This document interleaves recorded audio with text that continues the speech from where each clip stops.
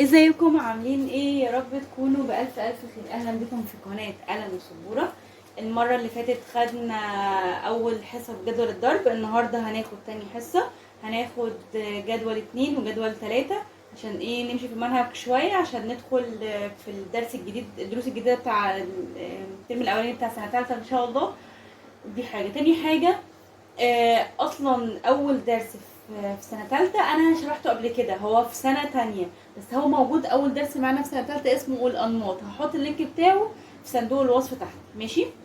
المره اللي فاتت لما اديت الجداول، في ناس حلت وشطار جدا، وانا قلت هقول اسمكم. نور، ازيك يا نور؟ انت عارفه نفسك وانا بحبك جدا جدا جدا، وبوسه ليكي. واسيل حسام، شطوره يا اسيل. ومحمد شحاته، برافو برافو برافو. ومحمد ودارين ونادين ومحمود، كل دول قالوا اساميهم وكتبوا اساميهم في الكومنتات، وعملوا وحلوا اللي انا اخر تمرين اللي انا عملته، وحفظوا وشطار جدا، برافو عليكم. استمروا معايا كده، وان شاء الله يعني كل يومين ثلاثه هنزل فيديو باذن الله، عشان نخلص جدول الضرب ونبدا بقى في ايه، في الدروس الجديدة بإذن الله. طيب النهاردة هناخد جدول 2. جدول 2 هناخد جدول 2 و3، بس دلوقتي هنبدأ ب2. عارفين ايه هو جدول 2؟ خدنا قبل كده برضو حاجة اسمها القفز بمقدار 2 والقفز بمقدار 3. خلينا في القفز بمقدار 2. عارفين فاكرين ساعة ما قلت لكم السلم، ساعة ما مثلا هنا واحد واقف على السلم وبيقول لها يا ماما عارفه بقى انا ممكن انط، مش هطلع كده، لا ده انا هطلع كده على طول. يطلع سلمه او سلمه لا، سلمه او سلمه لا، سلمه او سلمه لا. ده اسمه لا، ده اسمه القفز بمقدار 2. هو ده جدول 2. ايه ده بجد يا مس؟ هو ده جدول 2. جدول 2 بيقول ايه؟ 2 في 1 ب2. احنا كده كده قلنا اي حاجة في 1 بنفس الرقم التاني اللي جنب الواحد. 2 في 1 ب2. 2 في 2 ب4. 2 في 3 ب6 زي ما موجود قدامكم على السبورة. 2 في 4 ب8. 2 في 5 ب10. طب استنوا كده، هو يعني ايه مس 2 في 1؟ يعني 2 مرة واحدة بس ب2. 2 في 2 يعني 2 زائد 2. 2 في 3 يعني 2 زائد 2 زائد 2. او التلاتة مرتين، اعملوها الاحسن التلاتة مرتين. يعني 3 زائد 3 كام؟ 6. جدول 2 يعني الحاجة مرتين. الحاجة مرتين، تفاحتين، كل حاجة 2. 2 في 3 ب6، اللي هي ايه؟ 3 زائد 3. لو نسيتوا جدول 2 اعرفوا كده 3 زائد 3. 2 في 4، 4 زائد 4 كام؟ 8. صح، 2 في 4 ب8. 2 في 5 يعني 5 زائد 5 10. لو عرفتوا الطريقة دي عمركم ما هتنسوا خالص جدول 2.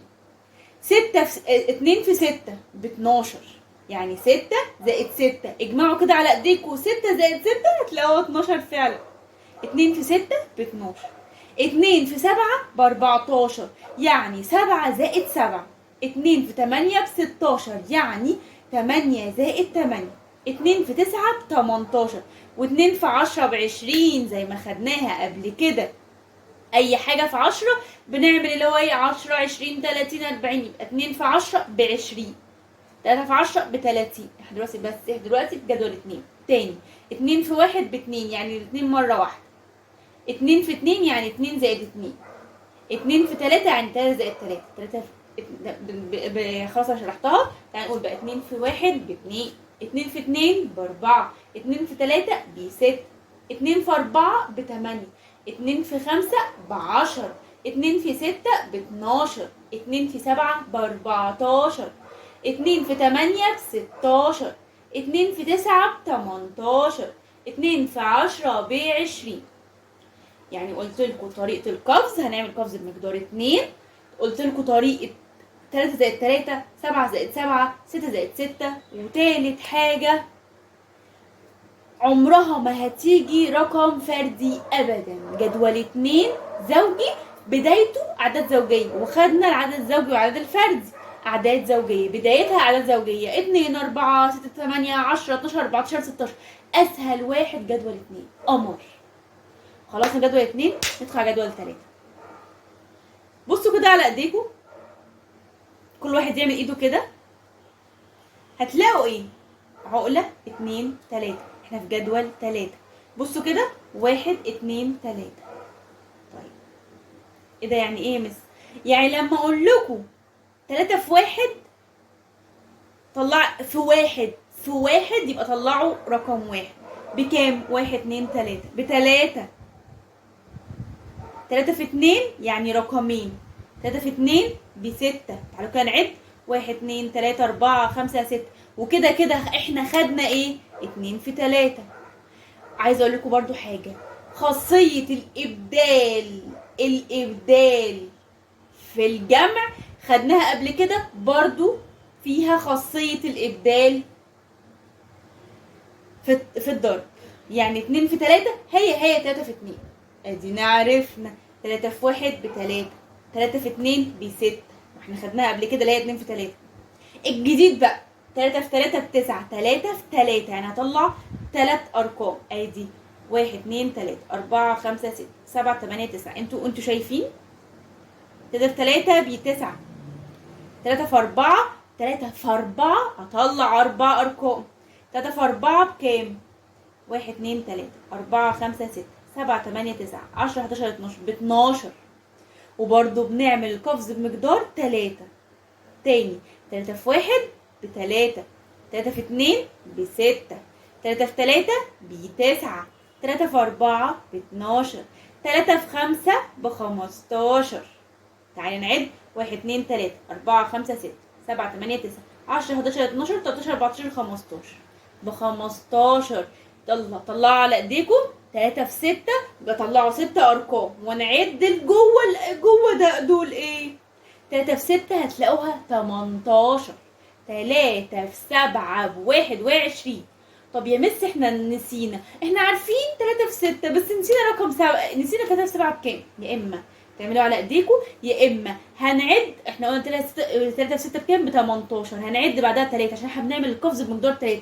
بعد 18 19 20 21. 3 في 7 ب21. 3 في 8 هنعد عليها 3 ب24. 3 في 9 ب27. 3 في 10 ب30. هقول لكم حاجه كمان، لو انتوا مش عارفين 3 في 9 بكام، طب مس احنا عارفين 3 في 10 بكام. انتوا عارفين كده كده 3 في 10 بتساوي 30. احنا عارفينها. طيب قبلها هتبقى 3 في 9 يعني 30 ناقص. مش احنا بنقول القفز بمقدار 2 لما كل ما مثلا قبلها اهو 3 في 8 ب24. بس انا مش عارف 3 في 9 بكام. طيب بس انا عارف 3 في 8 24، بعد 24 25 26 27. طيب احنا كده بنمشي بنجمع. طب احنا بنرجع. طالما بنرجع بظهرنا لورا يبقى هننقص. ادينا انا كده كده حافظاها 3 في 10 30. طب نقصي منها او ارجعي منها 3 عشان احنا في جدول 3. طب ارجعي كده 3. طيب 30 قبل ال 30 29 28 27 صح. يا اما بعد ال 24 25 26 27. هنا بنجمع هنرجع يبقى ناقص، بنقدم يبقى جمع هنرجع يبقى ناقص. يلا من الاول بقى. 3 في 1 ب3، 3 في 2 ب6، 3 في 3 ب9، 3 في 4 ب12، 3 في 5 ب15، 3 في 5 ب15، 3 في 6 ب18، 3 في 7 ب21، 3 في 8 ب24، 3 في 9 ب27، 3 في 10 ب30 زي ما موجود قدامكم على السبورة. المرة الجاية هسمع جدول 2 وجدول 3. المرة الجاية هسمع ايه؟ لا قصدي هنحفظوا جدول 2 وجدول 3. سهلين جدا، هو مش اي حاجة.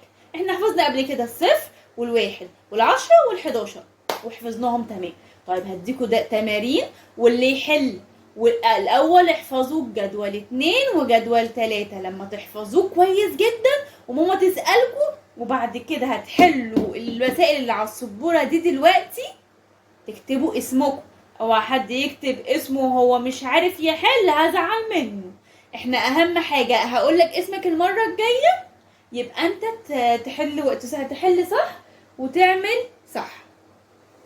طيب تعالوا كده، بعد ما تحفظ تحل ده 2 في 5 بكام؟ يعني 5 زائد 5. انا بغششكم كمان يا لهوي. المس دي 2 في 3 بكام؟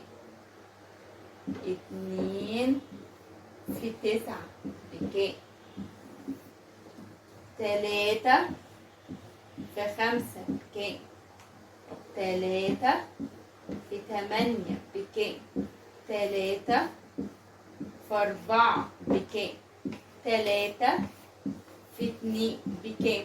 وهنا هتلاقوا حاجة زي بعض، يعني في رقم هنا هيطلع زي رقم هنا. قولولي برضو في الكومنتات ايه اللي طلع هنا زي هنا. ما تنسوش تعملوا لايك وسبسكرايب للقناة، تحلوا ده. اللي يحل يكتب اسمه في الكومنتات وبسرعة، عشان بعد يومين هنزل جدول جديد 4 و5. عايزين نجري عشان نبدأ ان شاء الله في المنهج الجديد. ولو اي حد عايز ياخد درس اونلاين، انا بدي درس اونلاين على زوم، يكتب لي برضه في الكومنتات وهبعت له اللينك بتاع الجروب بتاعي او اللينك بتاع الصفحه بتاعتي. يلا باي.